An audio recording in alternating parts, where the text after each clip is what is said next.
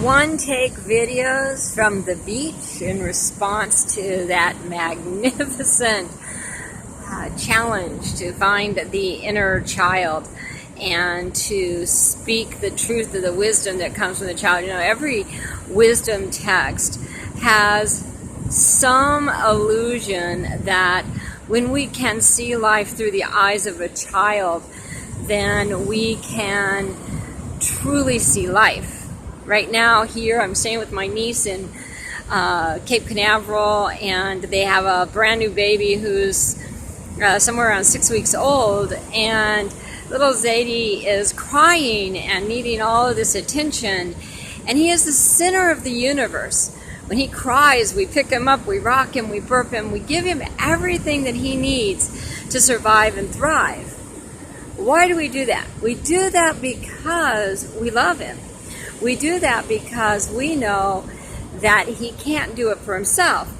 But at the same time, he is the most incredible expression of unconditional love, right? He doesn't know yet how to hide his pure joy when mommy and daddy show up.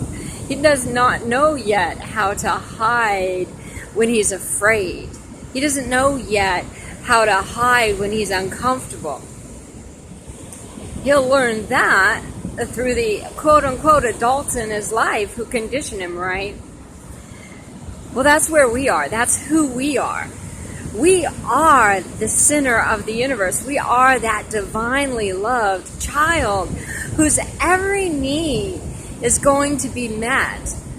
And yet so often we don't know that. We forget, and instead of asking for our needs to be met, instead of crying when we need to cry, instead of smiling with excitement for those who come around, we try to hide who we are.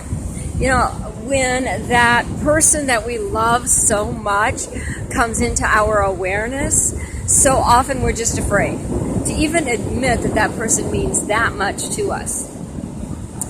You know, if you have a crush on somebody as a teenager, you don't let them know. God, that's embarrassing. As an adult, right, in my 50s, if I know a man and I see him as attractive, I have to make sure he doesn't think I'm chasing him. So I watch what I say and what I do around him. But what would happen if I came out with unconditional love and said, wow, you're precious to me, you're special to me, and whatever comes of that is perfect, but let's feel it, let's be it, let's follow it. That's the purity of that inner child that we have. That's that purity of being the magnificence that we are.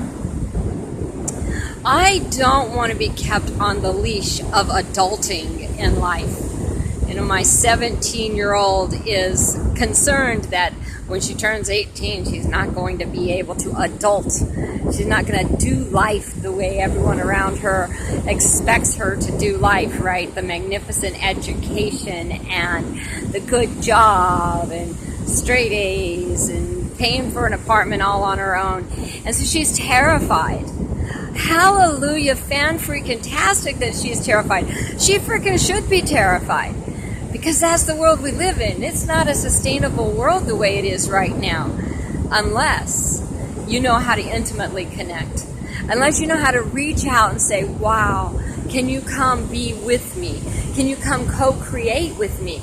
As we're going through this ascension, one of the first and most important things that we can learn is that it's all about us, and it's not at all about us.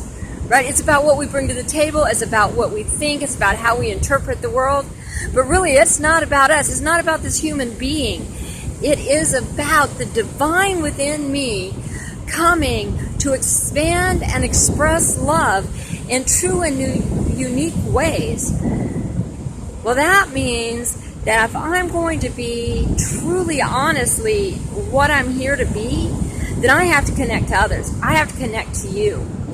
I have to say, you are an important part of who I am. And that makes me vulnerable. That makes me have to be willing to admit that I have parts of me I don't want you to see. There are parts of me that aren't pretty, that are scary even to me. There are parts of me that feel insecure. There are parts of me that don't feel like I've got it all together.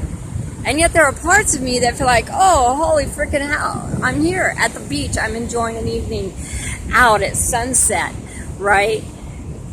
Life's perfect in this moment. But what about the next moment? Do I have the courage in the next moment, when life doesn't feel perfect, to say, hey, will you hold me? Will you talk to me? Will you be real with me? Will you co-create love with me?